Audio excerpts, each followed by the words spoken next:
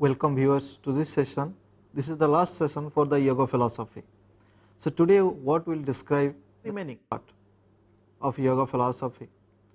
So far what we have discussed yoga philosophy in an elaborate way, and also we have discussed the eightfold yoga. There are yama, niyama, pranayama, pratyahara, asana, dharana, dhyana and samadhi. So last class I said that samadhi are of two types, and this class we will be discussing what are these two types. Now to recapitulate why we are discussing samadhi, what is the significance in yoga philosophy, for a brief I will be reminding you that what is the significance of samadhi in yoga system or yoga philosophy. As I said that earlier, that Sankhya and yoga, these two systems constitute a pair. The Sankhya speaks about a theoretical knowledge about to get liberation, how to get liberation or how to get moksha. Why? Because Sankhya philosophy conveys that all human beings in this earthly life are suffering in various ways, suffering because of worldly attachment, suffering because of ego, and suffering may be of different reasons. However, suffering is an essential part in all body who has a life in this earth. Now the question arises, how to eradicate that suffering, how to emancipate from that suffering. So therefore Sankhya philosophy prescribes some kind of liberation on a theoretical basis. Now yoga philosophy also prescribes the same way, but in a practical aspect. Therefore I say that Sankhya and yoga philosophy, these two systems constitute a pair. When Sankhya philosophy speaks about a theoretical approach, how to get liberation, yoga philosophy talks about how to get liberation in a practical way. So therefore last class we have discussed that by practicing yoga, by accepting the way it has to be done, all the stages, if somebody can do that, he or she can attain some powers, and also in his or her earthly life also can get liberation or moksha from the suffering world. As a result, the people who suffers in this world because of various reasons, they can also get liberation while living in this earth. And also there are some kind of liberation possible or moksha possible after death, when our body dies. So therefore Sankhya in accordance with yoga both claim that we need a liberation in this earthly life. Now yoga prescribes that eightfold yoga or Ashtanga yoga. If somebody can practice it, and the last stage will be the samadhi, and whoever will reach to the last stage can able to attain the liberation even in living in this earthly life. Now we will be discussing this samadhi. Other things we have already discussed. Now samadhi, according to yoga philosophy, they said that, as I have discussed with you, that this is the apex stage or the last stage of yoga. In this stage the aspirant or the individual negates the differences between the subject and object, realizes the true nature of the chitta, that how it attains the form of object. What we have written in this point is that in this stage, in samadhi, if somebody can reach to the stage of samadhi, can able to know that the earlier chitta which was distracting from one object to another, now it is able to concentrate on a particular object. Henceforth it helps an individual to identify an object. So therefore chitta, the distracted chitta, can also brings to a particular point for the concentration. If somebody can do that, or possibly he or she does that, then he can conquer the chitta, he can conquer the sense organs, he can also conquer the bodily attachment, he can also conquer the mental exercises that fluctuates from one object to another. As you have said, chitta consists of three elements. One is ego or ahankara, buddhi or intellect, manas or mind. These three things can be conquered.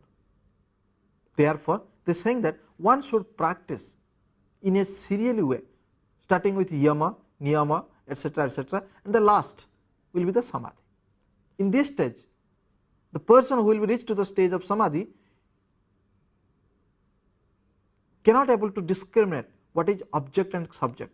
In a sense, all things for him is a temporary, and the only permanent truth is that to realize the true nature of self and eradicate the ego-ness from him or her.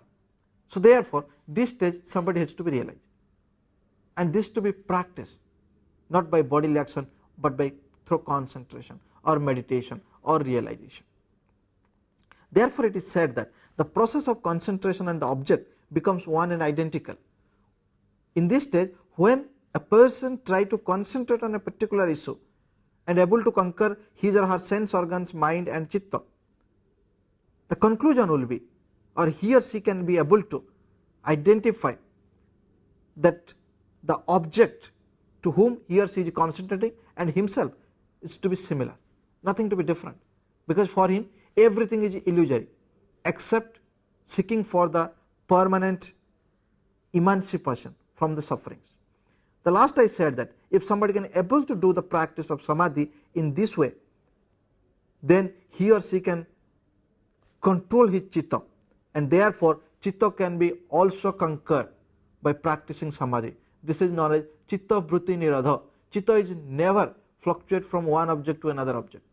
In this stage, a person can able to identify the true nature of object and also completely know that everything is temporary except the true nature of self is the only real thing. So this is the highest form of yoga prescribed by the yoga philosophy. Further, they said that this samadhi are of two types. One is a samadhi which is having attribute, and another samadhi, another type of samadhi which is attributeless. That means a samadhi having some guna or features, and another samadhi does not have any gunas.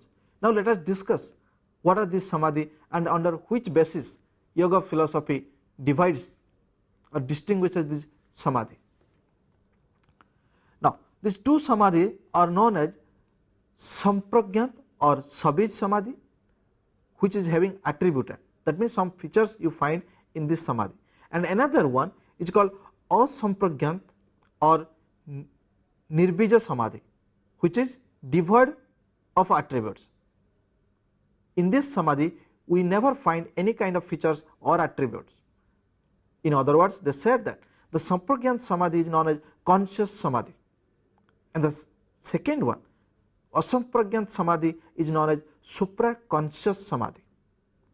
Conscious samadhi, further they said that a person can also able to attain liberation in the earthly life in very brief, that is known as conscious samadhi. That means when you are alive, when you are in conscious, when you know that what you are doing,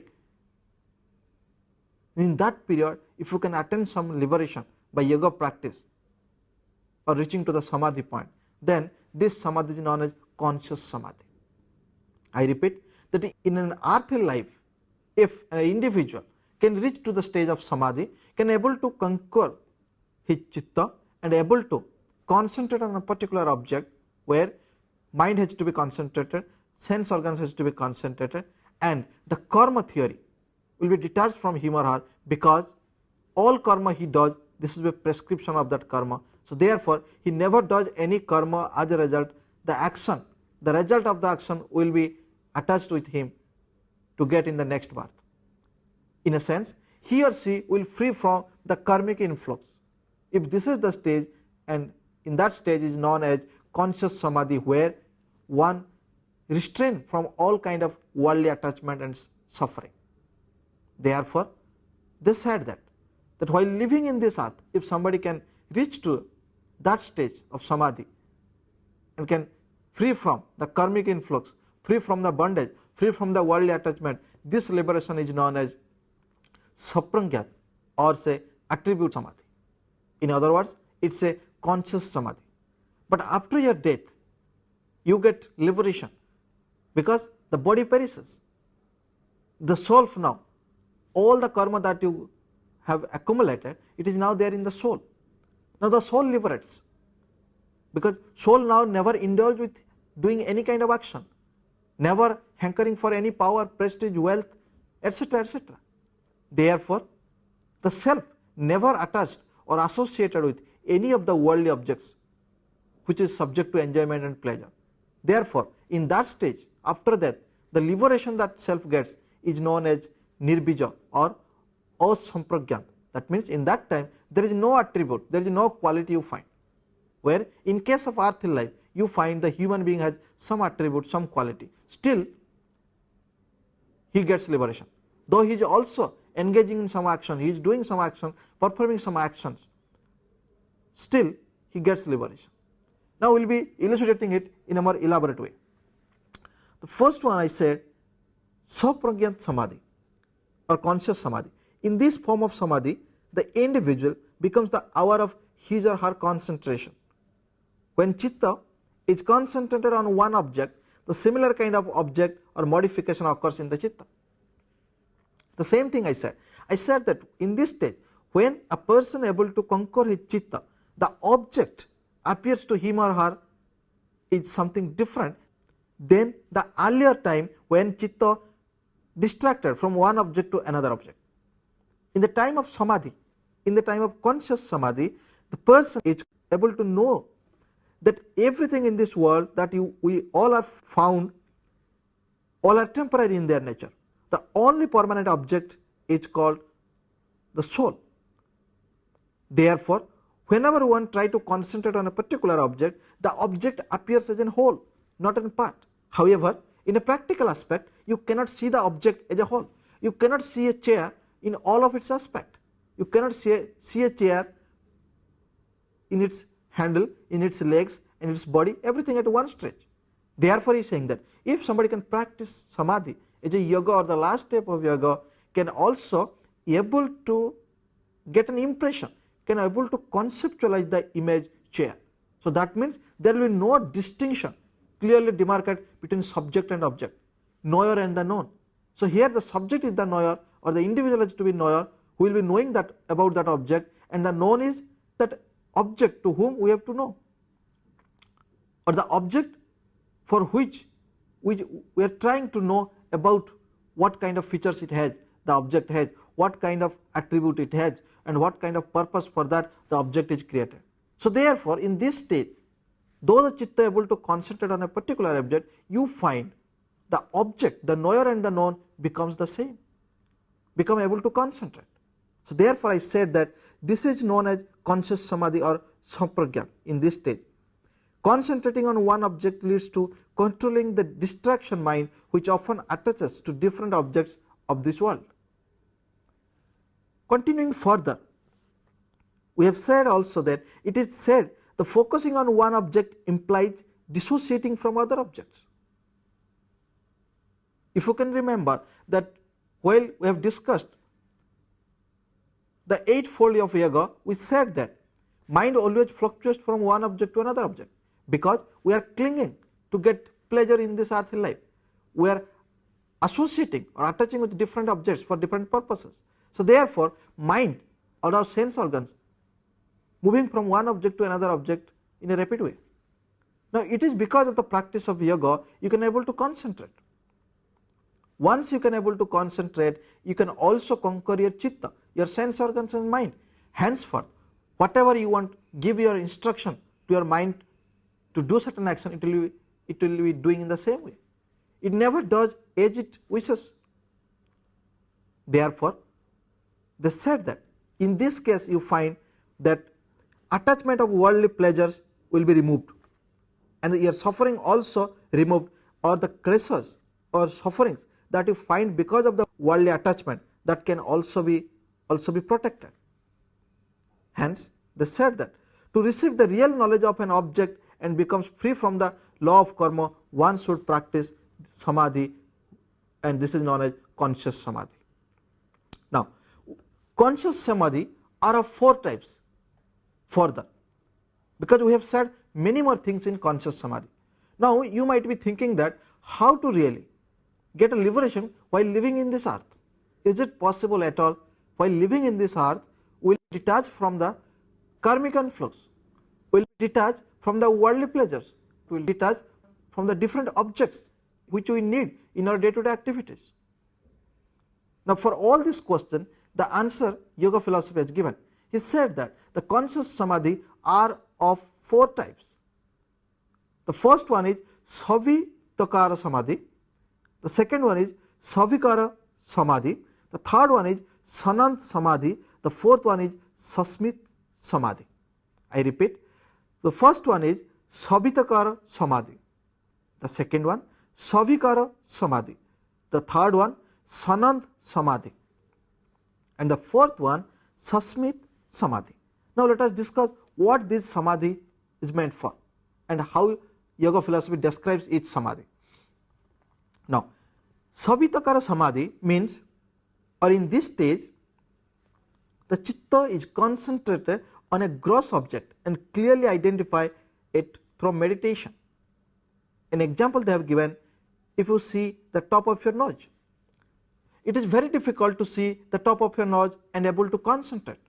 However, in this stage, if somebody able to concentrate on a particular object and able to concentrate for a longer period, then he or she able to concentrate his chitta, which was moving from one object to another object.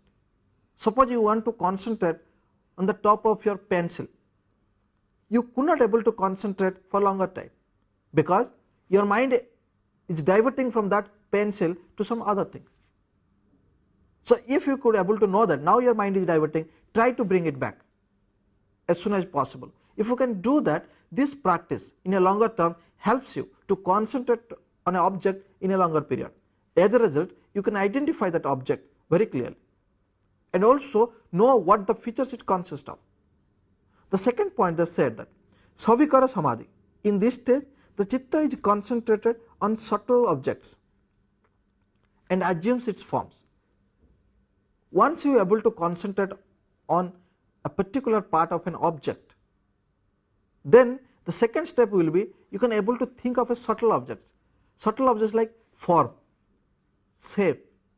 For example, if I say that now you assume a situation where the globe is now in square size, an example I have given, though it is an abstract, though it is not the true. But if I say that now you imagine a situation where there is a river flowing say upward instead of downward, you can now able to imagine the situation. If I say that now this smell is good, I say that this is the dish and the smell of this is good. So, here you can say that the smell as a concept, you can have an idea, you can also form this kind of idea what is smell is about, though you cannot see the smell, though you cannot know any of this smell through your perception. So, if you can able to conceive the idea as a smell, a form, if I can show you a chair, you can know what is a chair. If I say that imagine a chair which does not have 4 legs, now you can able to conceive a form, that is a subtle object. A person can able to do that only when he or she able to concentrate his or her chitta for a longer time. Now, the third stage would be sanant samadhi. In this samadhi, the chitta is concentrated on a swatika, subtler objects, and produces happiness and joy. It even helps in attaining bliss. For example, if I say in this stage, now this is the third stage, now chitta is moving further. The concentration of chitta is getting much stronger and stronger. In the third stage, he is saying that it is not the subtle objects, but the white subtle objects, which cannot be inferred, which cannot be perceived, but only can be imagined. You imagine a very little spot in a particular form. First you imagine a form, then again you identify a particular spot of that form and able to concentrate on that form. And this is supposed to be a white because of Sati. And you can able to do that only when you have a concord on your chitta. First you would have to have the first stage so that there is a particular object. Then you concentrate on an object of the person of a particular object. Further step will be again you imagine a abstract concept in a form, shape, size. Again you put a very small dot over there and able to concentrate your chitta there without deviating or distracting from that side. It is a very difficult task, but if you can able to do that, that means you are conquering on chitta will be a very higher level. The first stage they say that in this stage the chitta is concentrated on the ego substance which is identified with the self, hence individuality becomes inexistent. In this stage, this is the highest stage of conscious samadhi. In this stage, chitta able to knows that everything is temporary in this earth. So therefore, we should not think of worldly pleasures. Only pleasure, the permanent pleasure for us is the realization of true nature of self. How the self will get liberation, which activity we should do it. That means whenever you try to concentrate, you can able to concentrate. Whatever you try to do it, you can do it for a longer period.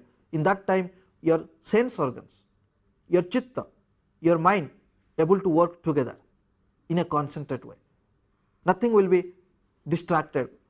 So therefore, you can able to concentrate in your chitta for a particular work in a longer period, and also it helps you to remember that work for a longer time. This is all about conscious samadhi.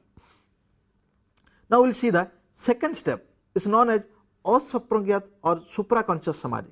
As I said that once the body dies, then the self never attached with any of the objects, and the self also need not to do any work with the worldly attachment with the worldly objects, and this stage is known as attributeless samadhi or nirbija samadhi or asaprajnata samadhi. Now you can see the slide. This is the highest form of samadhi. This is even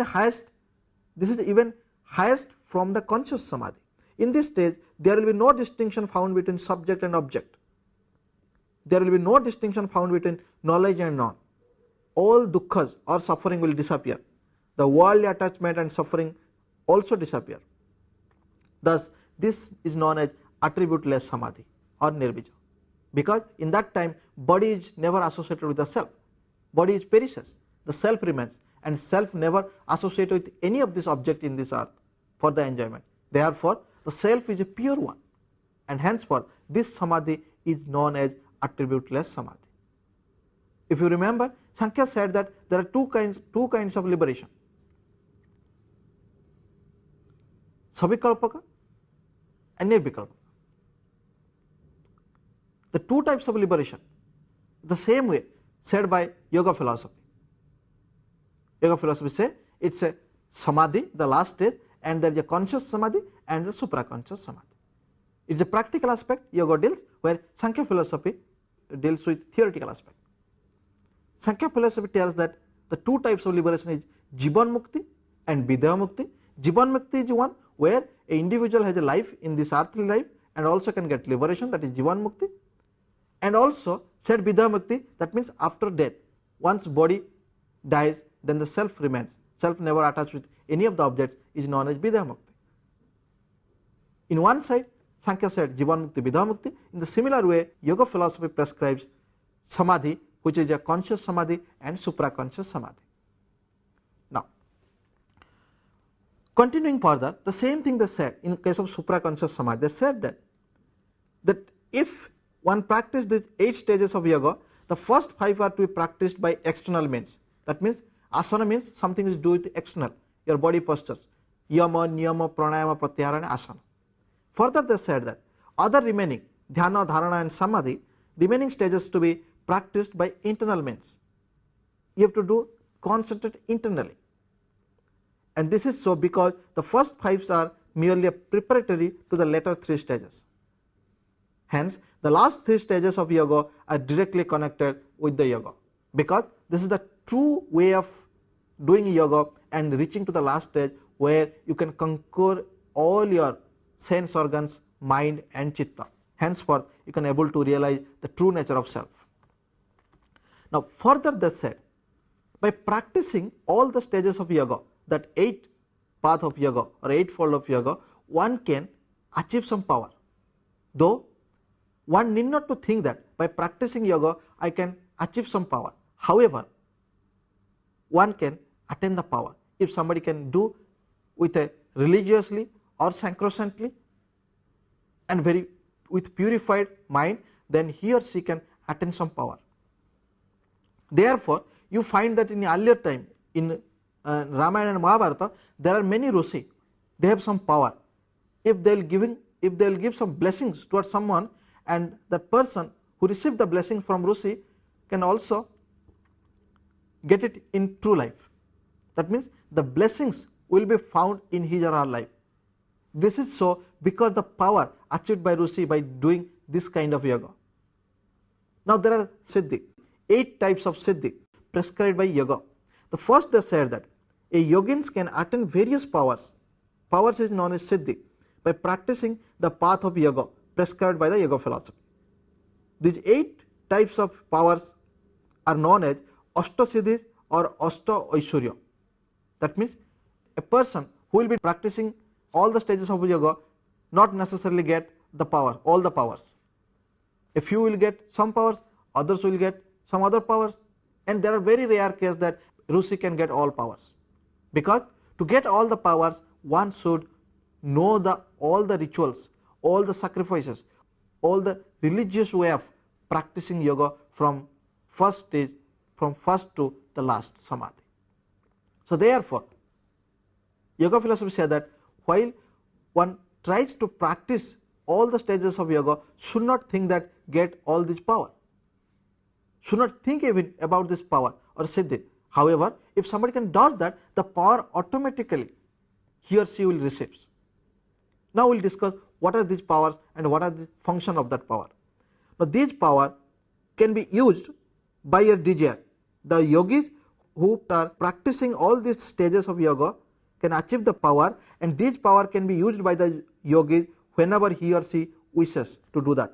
The ultimate end of yoga is not the attainment of these powers, but the realization of liberation. Therefore, they said that try to concentrate on your chitta, try to get liberation first, then powers will come automatically. But you should not think that whenever you try to do some yoga, you will get some power, then you will be misguided. Now the first power, the first siddhi is known as anima. Anima means this is the power to become small like an atom and to be invisible. If you do practice all this, there will be stages. You can also think that you will be minimized such a manner that you as a physical body, through your mind, through your internal sense organs, or through the internal perception, you can also make yourself so minimized. Even also, you can also think such a big, like for example, if I say that I am giving a balloon to you. Now as much as the air you insert in that balloon, the form of the size of the balloon also get increased. So there will be a stage, the balloon size can be also the size of a sky. You can also able to imagine. You can also able to imagine an object in that bigger also. You can able to conceive yourself even that bigger. In the other hand, you can able to conceive yourself also as a very little and small particles of an object even. Further, they said that some power also can helps you to find yourself in the air, not in the earth. However, you find that you are existing in this earth, you are walking in this earth, but your existence not touching to the soil, you are found in the air. This kind of power also you can attain. This power is known as known as laghima. That means you can also fly away. You feel that you are flying away. That Mohima, as I said, that you can also have a power to become big like a mountain. Prapti, this is the power to secure whatever is desired, whatever you think to do in your life, whatever you wishes for to attain, you can also able to attain it. For example, to practice yoga, you could able to say that morning at 3 AM you will get up. You can able to concentrate such a manner that you need not to give any alarm for that to wake up. If you can practice this kind of yoga, there is a stage where whatever you desire to do it, you can do it. Suppose you think that you need not to sleep for 1 month, you can able to do that. Further, if you think that for 1 month or 2 months you need not to eat or need not to drink anything, still you can survive, and you can survive. So this is the power of yoga, you can attain yourself. If you continuously practice this kind of yoga, you can able to attain these are the powers. Prakamya is a power, this power which all impediments in the willpower are removed. This is the power by which all the impediments in the willpower are removed. That means whatever power you have earlier, suppose you decided to do something, that power you can also protect it. That power you can also reserve for the next use. You can also control that power. That is called prakamya. Now the further one is vaishishto. What is this? This power by which all living beings may be conquered. That means you can able to conquer all the living beings, both human beings, plants, animals, insects in this life.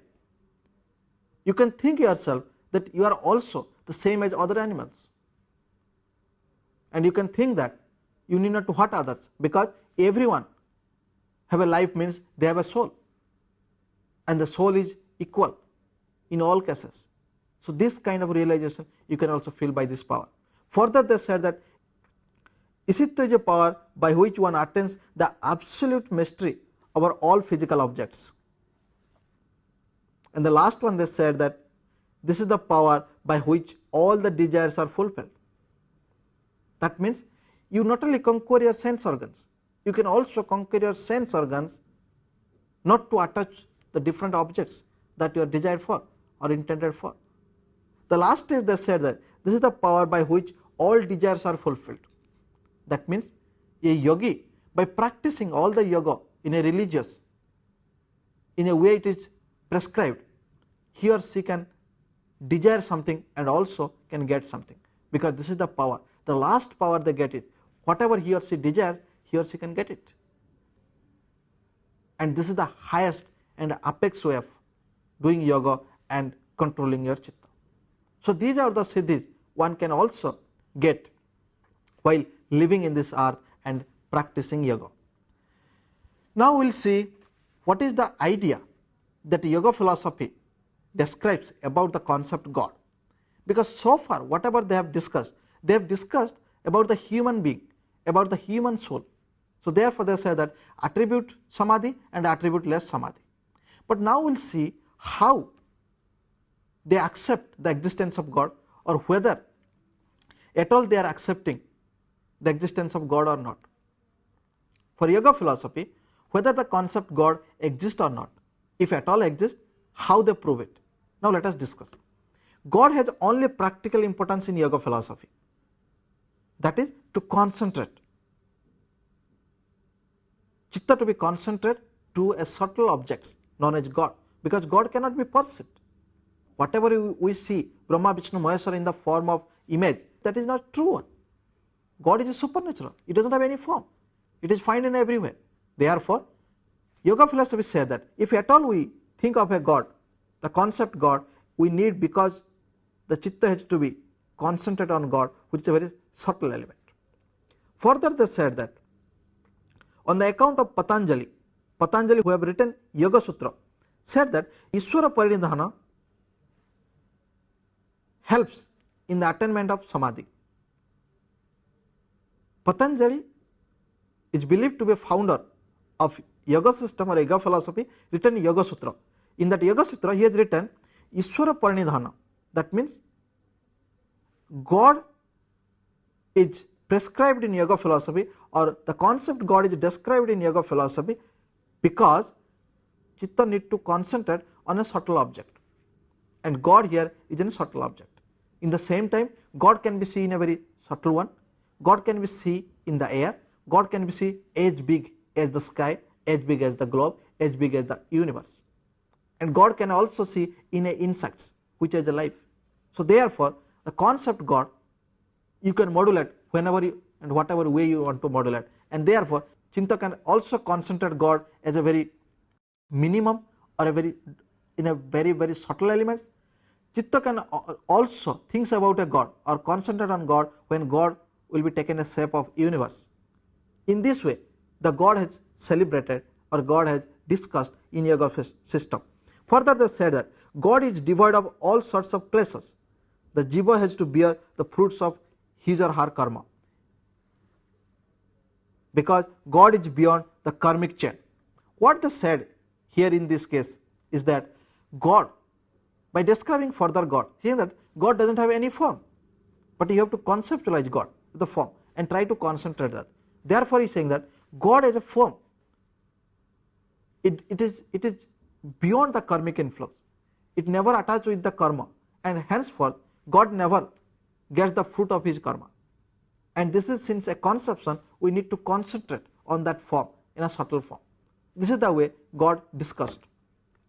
Further, they also said that God is an eternal being. It is nothing to do with a liberated man, because he is different from the Kebali or liberated man. If somebody claims that I am liberated even in earthly life, can I claim that myself as a God? Here yoga system says that God is an eternal, which is nothing to do with a liberated man. It cannot be equalized with the liberated man. Further, they said God is free from birth, death and bondage, whereas a liberated man is not necessarily free from birth and death, and getting a liberation in the earthly life, it is not that easy. A liberated man, whatever way he or she has to do some actions, still some kind of action inherent in the soul. Therefore, we believe that after body the soul get purely liberated. Okay. Further, they said God is called Ishvara because of his powers of knowledge, desires and activity. God is further described as omniscient, omnipresent and substratum of all things. He has eternal knowledge and eternal bliss, and he is transcendent and greater than everything else.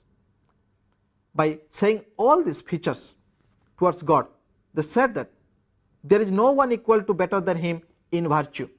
That means now God is to be celebrated such a manner that one can able to conceptualize the concept God.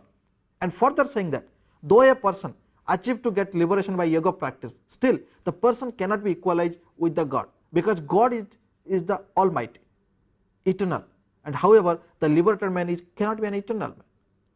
He or she has a limited knowledge and limited intellect. So therefore God cannot be equated with the liberated man. Further, they said, as a matter of fact, God is the name of him who excels all virtue. They said that if anyone thinks of all virtue, it is God possesses. He is always liberated, because he never attached with any of this karma. It is we, because of our ego, we attach with the different objects, we associate with the different objects, and henceforth we suffer in this earthly life. Though we try to do some kind of yoga practice and refrain from earthly life suffering, still our body and soul are only found in one place, and which is very limited one, and this is different. The liberated body will be different from this God who is Almighty and who does not have a body, who does not have a shape. We can only realize the God, we can only explain the God, but we cannot see the God, we cannot show God to others, we cannot perceive the God. So therefore the conceptualization of such God is to be celebrated, because chitta has to concentrate that object which cannot be visible, which has only form, and form of God is a very big in one point and also can be very small in one point. So therefore it is a chitta to concentrate both small as well as the big one. If the chitta can able to do that, that means the human being able to concentrate, able to accumulate his chitta, sense organs and minds in a one point. As a result, he can get the power to conquer all these elements which is subject to distract from one to another, subject to divert from one to another. So these are the way God is celebrated. He said that God does everything for the sake of the world, but God as a concept or as a person never does anything for himself. He does not crave for anything as being the pure consciousness and eternal being, because here there is a comparison you find. He is saying that God is a pure bliss, is a pure eternal consciousness. Therefore the liberated man always try to achieve that kind of knowledge who is God, can understand in a pure form or a true form what is the nature of God. The ordinary man cannot understand the true nature of God. So therefore a liberated man is always lower than the God. God is much superior and higher, and it is the liberated man who tries to understand the true nature of self and also the true form of God. There are few proofs given by the yoga philosophy for accepting the existence of God. First, they said that God also written in the scriptural testimony, and this is accepted by yoga philosophy. Scriptures are ancient and old, but stands as the reference for the existence of God. In many of the scriptures, in Gita, Bhagavad, in the classics, you find the discussion about the God. Therefore, they also refer the existence of God. God is the ultimate existence. He is eternal and Samambana of life. Whenever you find the old scriptures, Brahmanas, Samhitas, all this Karma Kanda, Jnana Kanda, you find that there is a discussion of God, who is an eternal and supreme being. Therefore, you find it is a scripture. One of the argument yoga philosophers say that we describe yoga system in our text because we find the concept God also celebrated in the scriptural testimony, in the classical testimony. So, since it is from that time God has been celebrated, so that means God exists and some concept of God exists, and henceforth they say that God can be also understood as it is written in the scripture in the ancient time, and this is accepted by yoga system. Further, they said the efficient cause. If you can remember the Satkaryavada, we say that every effect must have a cause, or every effect exists in the cause prior to its production. If the clay is the cause and the pot will be the effect, that means the pot exists in the clay prior to its production. Here the question arises, is it the case that the clay automatically produces a pot? No. Sankhya philosophy says that there is an efficient cause involved, and who is the efficient cause for making the whole world in a diversified way? A limited being, a being who has a knowledge, limited knowledge, who has a little experience and who has a 5 sense organs cannot create the whole world in a particular order, cannot even think of a diversified world. So therefore, it is believed that the efficient cause, here the God, is responsible for creating the world, and in the world different objects differently. So this is the explanation given by yoga system. They said that Prakriti and Purusha, since they are different and distinct in their nature, they can come close together for creation of different objects, okay, and bringing them together, it is God responsible, God being worked as an efficient cause, and henceforth Prakriti and Purusha comes closer together and the evolution starts. Prakriti and Purusha cannot come close to each other without the intervention of the efficient cause known as God. So therefore, Prakriti has a different aspect, Purusha also has a different attribute. Purusha is pure consciousness and inactive, Prakriti is active and Jada, and both are eternal. If this is the case, how Prakriti Purusha comes close together? So therefore, there is an efficient cause, God is really responsible, so bringing them together close, therefore evolution starts. Here yoga philosophy brings some of the issues in Sankhya philosophy, because in Sankhya philosophy they said about Prakriti and Purusha. Now you can see the link between yoga and Sankhya philosophy. Further they said that this efficient cause is nothing but, or no one else, it is only can refer to God. He is responsible for bringing Prakriti near to the Purusha. As a result, you find evolution in this world and different living beings as well as non-living beings in this earth, or animated and non-animated objects in this earth. The last one, they said that the ultimate in hierarchy. For example, in ordinary understanding, suppose we are the effect and the cause will be our parents, and if parent our effects, then our grandparents will be their cause. In that way, who is the really cause to create all the living beings? Who is the really cause to create all the objects in this earth? If you see the hierarchy, so there is a root cause who will be creating all these animals, living and non-living objects in this earth, and he is nothing but God, and this is discussed or submitted by the Sankhya philosophy as well as the Yoga philosophy. Now what they said, we the human beings possesses limited knowledge, we have ego, intellect and buddhi. God is free from all these properties or attributes which the human beings have. Therefore, he is the supreme being and source of all substratum of the universe and became the creator of all living creatures in this earth. He is the creator, destroyer of the universe. However, he is free from the subject of birth and death. In one hand, he is responsible for creating the different objects in this earth, also responsible for destroying all the objects in this earth. However, he is free from all this creation and destruction. He cannot be created, God cannot be created and cannot be destroyed like a human being. Human being born and also they die. However, God cannot be born, cannot be die. It is eternal, it is always there. The whole world is so vast that an ordinary human being can neither create nor control over it. Hence, God's existence is acclaimed. Now as you can see, there are three arguments given by yoga system for the existence of God.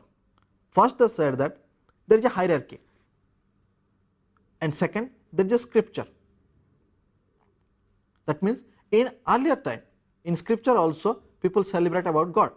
God is almighty, all powerful, eternal and is responsible for creating all beings, non-beings in this earth. However, once the non-beings and beings are created, he dissociates him from all the objects.